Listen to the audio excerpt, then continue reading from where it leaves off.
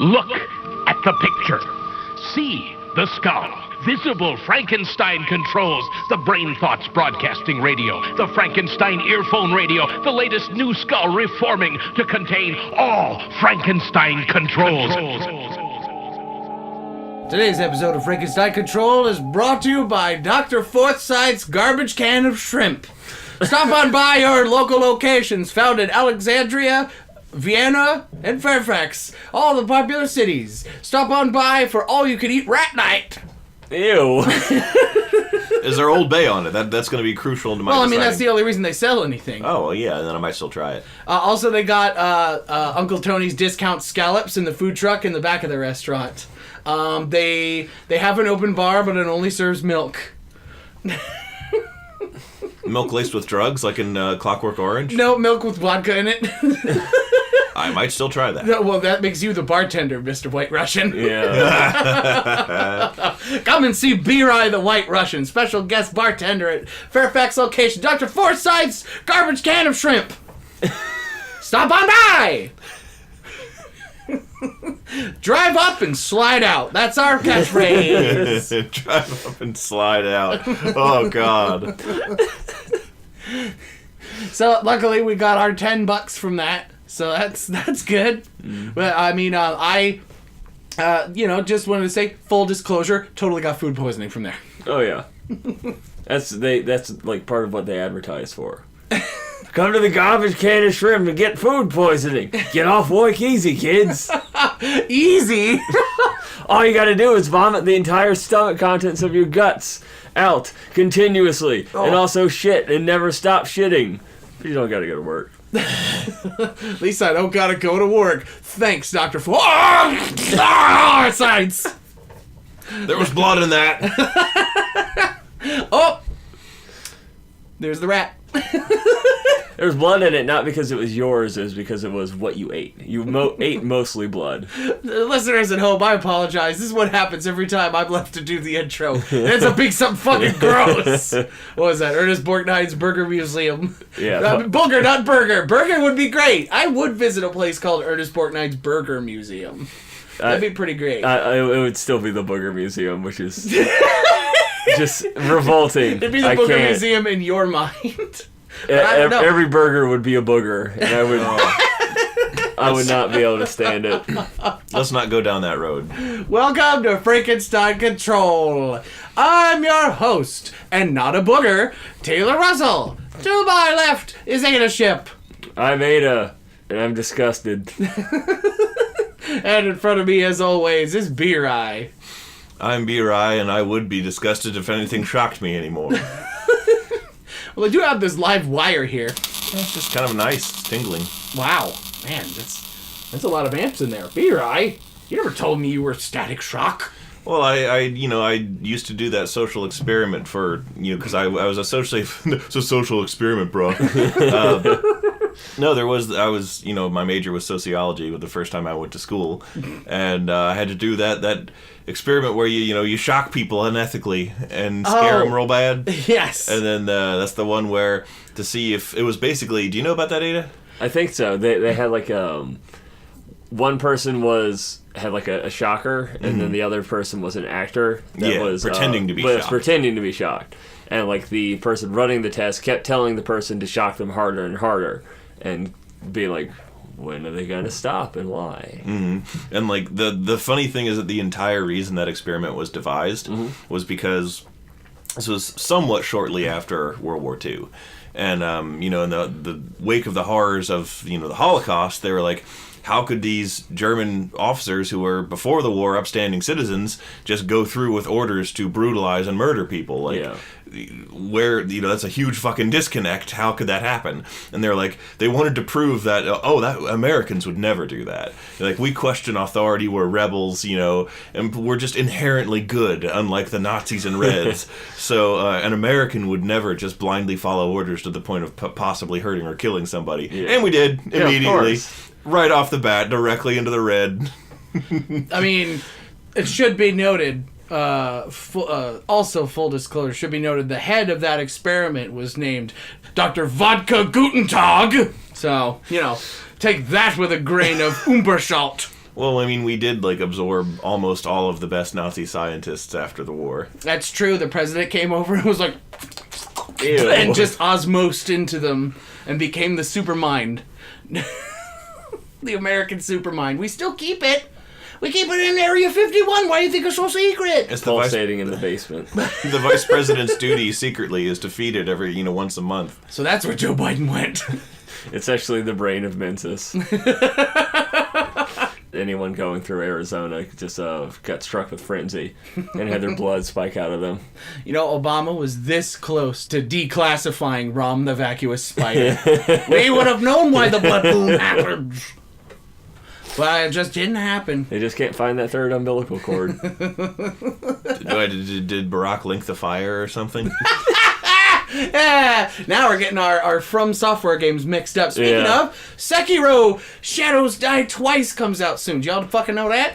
I don't even know what that is. I'm looking forward to it heavily. However, I reserve the right to watch a shit ton of gameplay footage before I purchase it because I don't want to be fucking hosed again like I was with Neo. Yeah. Apparently, a lot of people who played a lot of Souls were, and on the YouTubes and whatnot, were contacted to get early copies of the game and play and shit. And a lot of them are like, this game's fucking hard as shit. And kind of frustratingly so. Mm-hmm. But then as time kind of went on, a general consensus, at least in a few YouTubers that I watch, they were like, yeah, it's hard because it doesn't play like a lot of the Souls habits that you kind of fall into when playing a Souls game. Mm-hmm. They're just either not there or they're outright turned against you.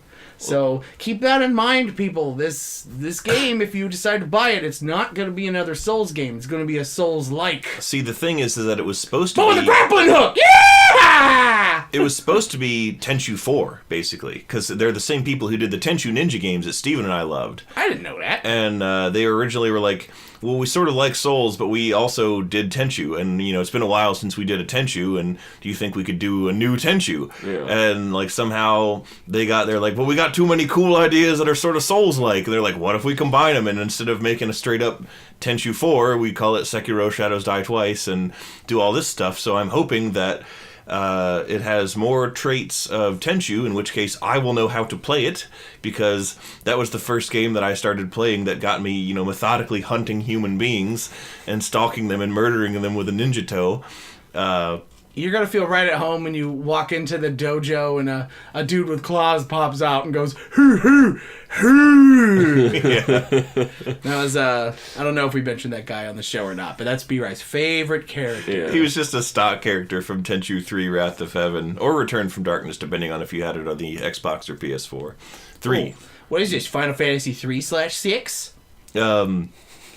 No, but so a feature of the Tenchu games that I like is the level progression is like a normal video game. You go along and you save at certain save points. You got to sneak past enemies, and when you kill somebody, they stay dead, and you got to hide their body so their enemies don't see it, and all that fun junk of stealth mechanics. And I feel like I've accomplished nothing when I die in a Souls game and all the enemies respawn. That just... I don't like that. That pisses me off, and it just does not gel with my...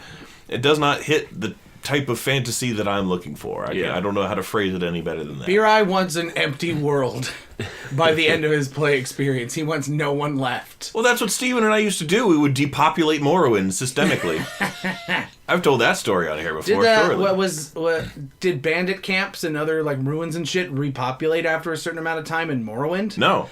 Oh. Furthermore, all bandits were... So that was something that was introduced in Oblivion and then onward. Yeah. Huh. Furthermore, all bandit camps in... we're talking rando bandit caves in the middle of nowhere were populated by named characters. The bandits were named.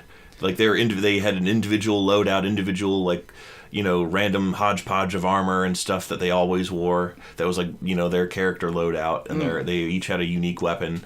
And like they had the same weapon every time instead of like the random loot spawning, which is why Morrowind was great, because there was like guaranteed locations in the game for certain weapons or armor. So by your that you wanted. 80th playthrough, your character's basically a clairvoyant who knows all the good shit in the world. Yeah, or it's just like and goes and get it. for my character's, appearance or whatever, because of the thing that I base this character off of, aesthetically it needs to have this clothing item or this weapon. Well, there's a bandit in the middle of, north of Saran in a cave who always spawns with that, so I'm going to go kill him and get it.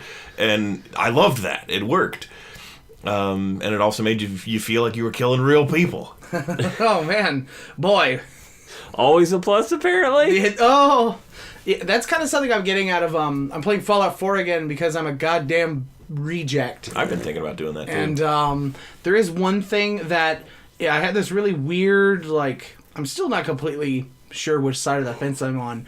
So in that game there's a settlement of raiders, and you fuck up the raiders and then you leave. You take their shit and leave.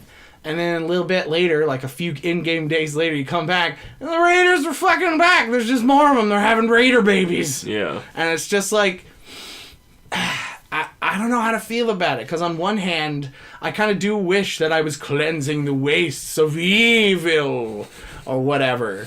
But on the other hand, it would leave the world completely fucking empty with nothing to do in it. Yeah. And, I mean, they could have played with the settlement system maybe a little bit. Have you move folks in there and, There are a fair number of them that are workshoppable. And you can go in there and set up shop and prevent the raiders from respawning if you do that. There's a lot of them. I would say, more than half of them you can do that at. Yeah, I mean, Fallout 4, not a perfect game by any stretch of the imagination. Better than 76, though. True that. Well, most games are better than 76. But I always thought it was an interesting thought that, what can we do with these raider settlements once we've defeated them, but they aren't in very good locations for settlers to be at? What can go there? And not just raiders, but super mutants and angry androids and all kinds of shit. They all got their own little camps, their own places.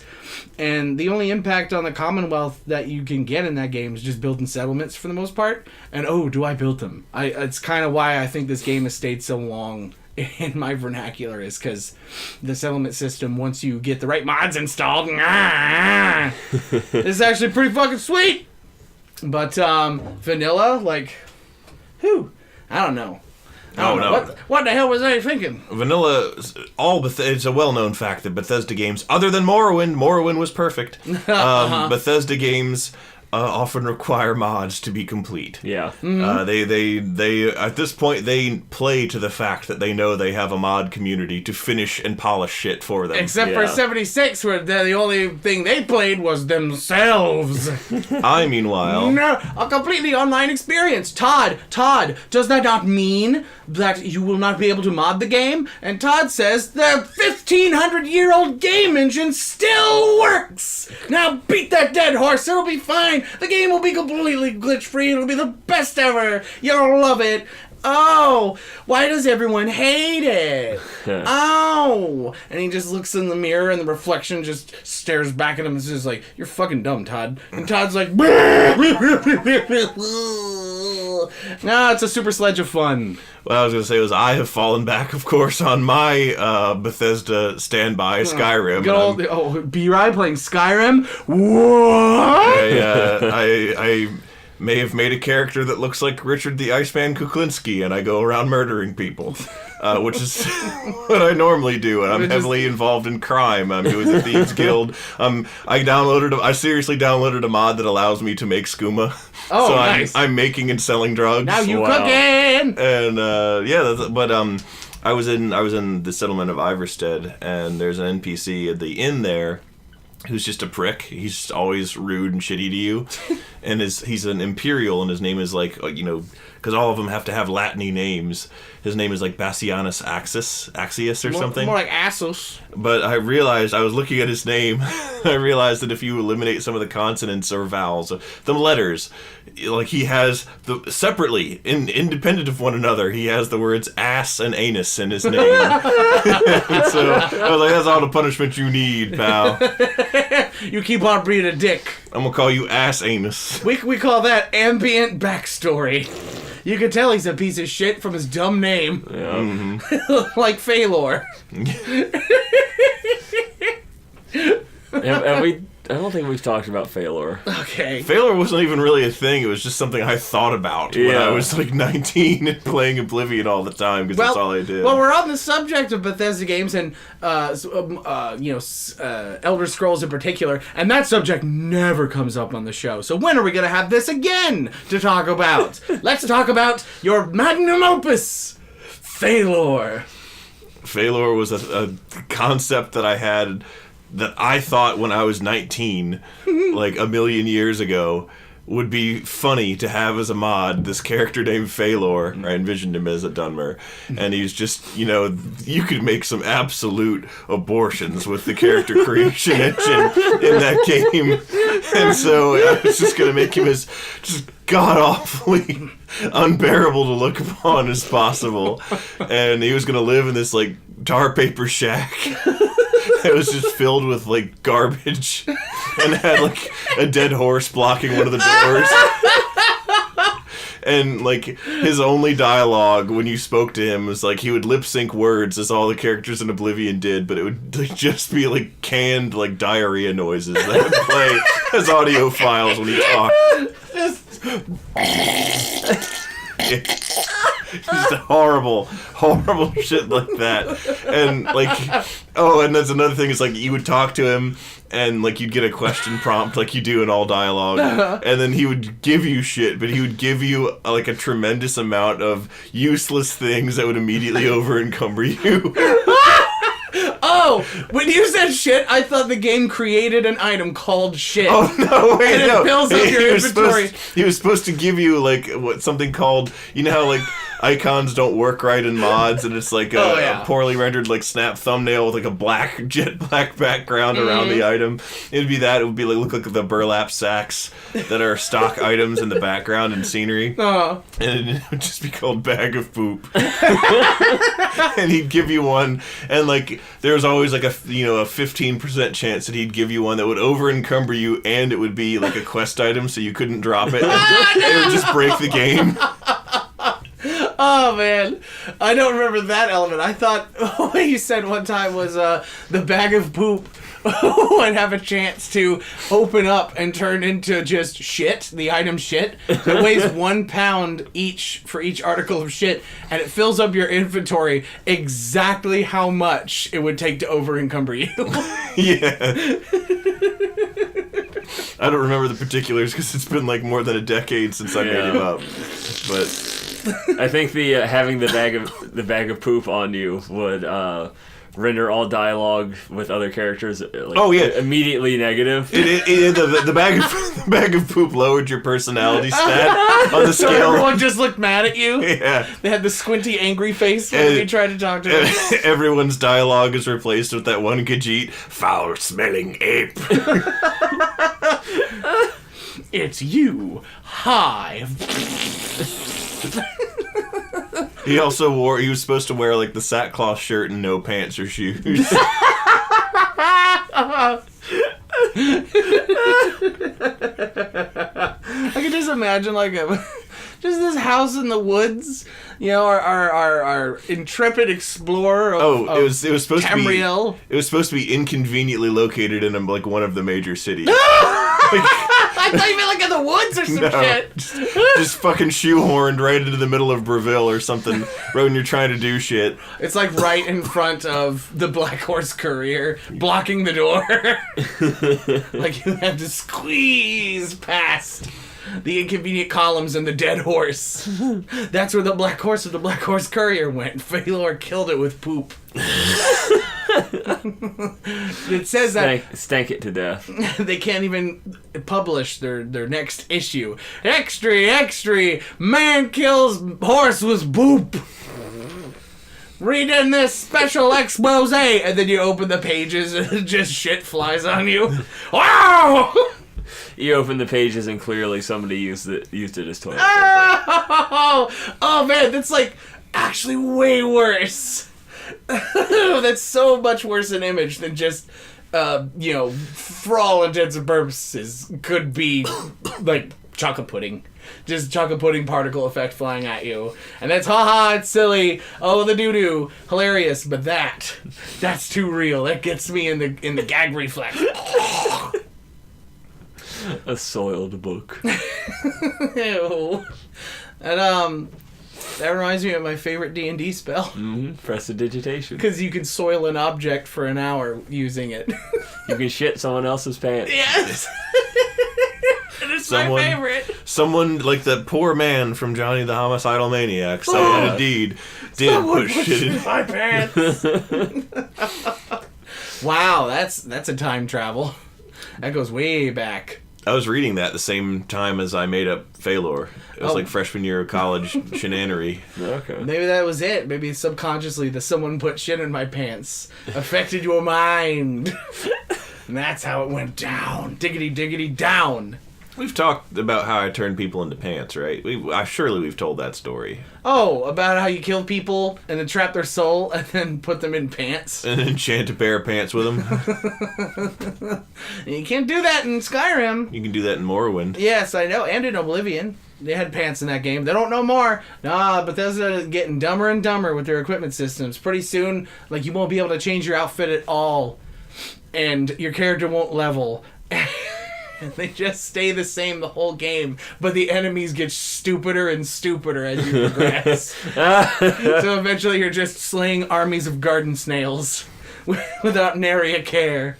Weasels rip my flesh. Riz. That could be like a interesting game progression if done right, where instead of you getting better, all of your enemies get weaker. To the point where, like, the very beginning you're just a guy and everyone is super hyper trained and like ready to kill you, so you just have to climb this momentous hill to get anywhere, and then by the end everyone's just a zombie made out of tissue paper. It just wow. That I would say would be a really cool, like, game jam kind of challenge. Yeah. You know, for those... Make it in 48 hours or something. Yeah, exactly. So this is a game where, you don't get any stronger, but all your enemies get fucking stupid. Mm-hmm.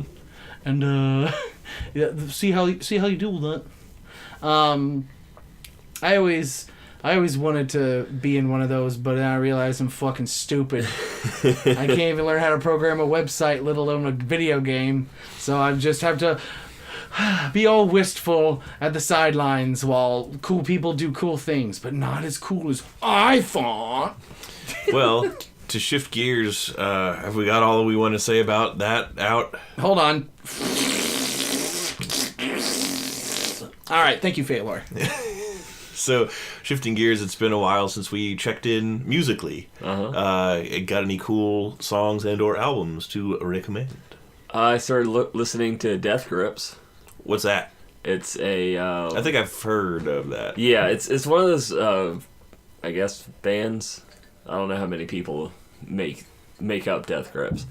But I've heard about them a lot and that they were good and just never checked them out. And... turns out there's like a musician I was listening to that actually sampled a lot of their stuff. But it's kind of rap, kind of punk. It's apparently really hard to put into a genre because it's just so out there. And really hard to describe as well. There's a lot of screaming. There's a lot of weird sound effects and samples. There's a really obscure Pink Floyd song that gets sampled in it. I was like, I thought I was the only one that knew that song. It's from Pink Floyd before they, when they had the original frontman before Roger Waters took over. So it was more like kind of generic 70s psychedelic stuff instead of more prog. So not nearly as good. How about you? Oh, I'm planning on running a D&D game, so I've just been going through lots of, wordless, easily loopable music libraries of various video games for the most part because they loop the best and you can find pretty much an extended version of anything. So I've just been doing that. No new music, I guess, in my life just because I've been listening to a lot of the radio. Oh, God, I pity you. I know. Well, it's because I got a new car and it's been a fucking nightmare. You got a new car? Yeah. Oh yeah, when you pulled in, you probably just saw a blue car in the driveway. It's because I got another blue car. Yeah, when I got home from work this morning, I'm like, it's like nothing at all changed. Yeah. But the new car, besides all the paperwork nightmare horse shit that I'm not going to get into because it kind of makes me want to die, it also doesn't have an aux cable like I loved. Oh.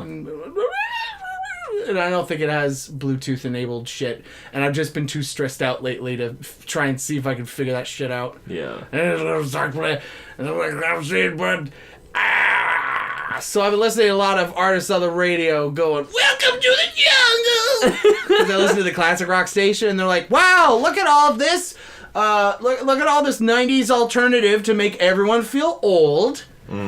Because now their music that they loved as a children is now on the classic rock old fuck station. Yep. And oh, look at this. It's Axl Rose's secret abandoned fort filled entirely with hair metal albums. And we got it for free and we can play it for free. And it's just they love their hair metal on 100.3. So that's been my life. B-Ray! What are you listening to? Well, I've actually been listening to a lot of the songs that you showed me last time, Ada, but Lissa has been going real hard into Lemon Demon. Oh, yeah. And he's that spirit phone. He's cool. Neil C. Sierga? Yep, good old Neil C. And there was one that she wanted to talk to me about the other day called Sweet Bod. Yeah. And I was like, she was describing it to me, and then she was like, I thought this was just a funky, fun song. And then I listened to some of the lyrics. I'm like, is this about a cadaver? So I looked it up, and I'm like, nope, this is about Mellified Man. And she was like, what's Mellified Man? That's exactly what Lissa said. What the hell is Mellified Man? Yeah. Mellified Man is a apocryphal idea of how to turn from, like, the long ago alchemy times of non-specific Egypt and or China, of how to turn a human body mummified in honey into a, like, I guess you scrape off parts of it like a chip, like a block of fudge, and it's supposed to cure ailments if you, like, put it in tea or eat it. Dear God. So you, like, put a dead person in, like, a rock sarcophagus and fill it up with honey and leave them for like 1,000 years. Not 1,000 years. 100 years or so. 100 years or so. Oh. Yes, as Neil C. says. And then you open them up and they apparently And cure... dig in! Yeah, they apparently cure diseases. And I was like... I read the lyrics. I was like, oh, this sounds like Mellified Man. And I'm like, yep, it is. It is. That's what it is. Brings new meaning to, I was going to eat that mummy. Yeah. Oh, like they have that honey stand at Renfest. And they're like, my goodness, this honey has such a peculiar aftertaste. Where did the bees go to make it taste so? And the shopkeeper's like, I'll never tell. Oh, it's Grandma's secret. Oh no, Grandmama! What has become of you? Well, I mean, obviously you become honey. This! Yeah. We turned her into honey and gave the rest over to the Museum of Unnatural History. So she's in the Ken show looking like a dried up old head or some shit. You turned into Watermelon Man. I love the Ken show. The Ken show? The Ken show, the Museum of Unnatural History at the Renfest that I drag you to. Oh, every year. Oh, yes. The Gorgon's head and a giant eyeball. Or as I like to call it, the Mystery Shack. yeah, that's a really Come inside, it's only $1. You guys are gonna love the newest thing we got, the mummified head of a mummified head. How did it come to be? Whoa, dude, that's a great one. Your Grunkle stand sounds more like Muscle Man. No, Muscle Man sounds more like this. You know who else sounds like Muscle Man? Yajirobe? Yeah, he does. He does sound like Yajirobe. As well as, Kuwabara. Yeah, Kuwabara. Urameshi, I'm gonna get you. You know who's gonna get you first? My mom!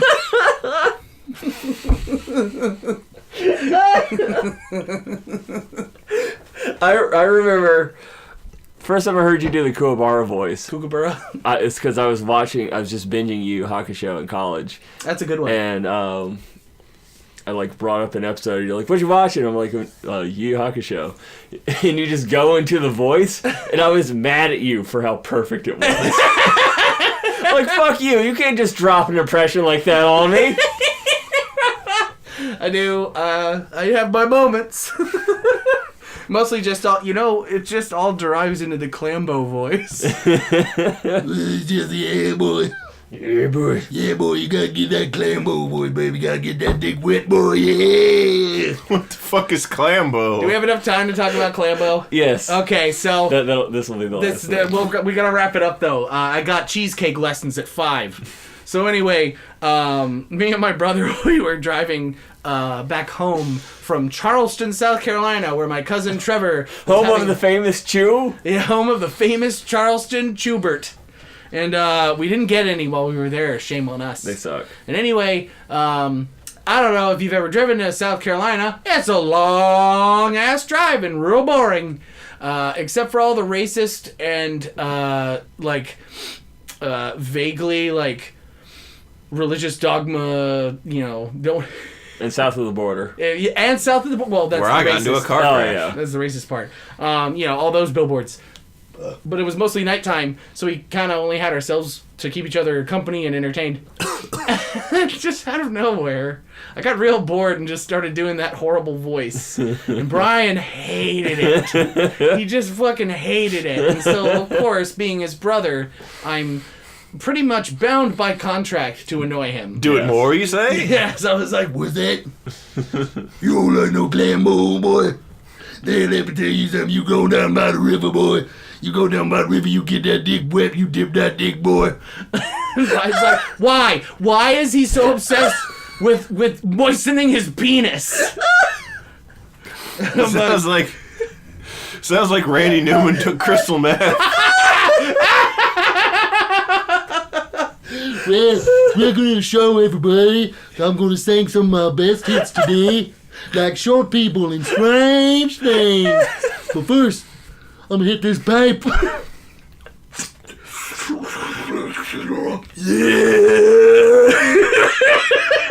I couldn't even do it. Oh! It's the crystal meth! It's got me going! Y'all don't matter, I smoke meth in here, dude. Oh, too late. I put meth in my vape.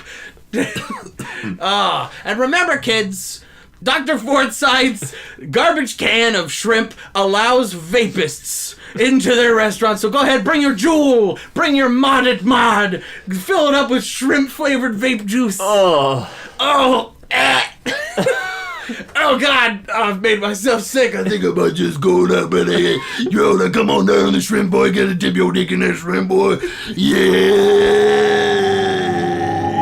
Now even you know I am a menace. I hand you the secrets to save the entire human race and the entire universe.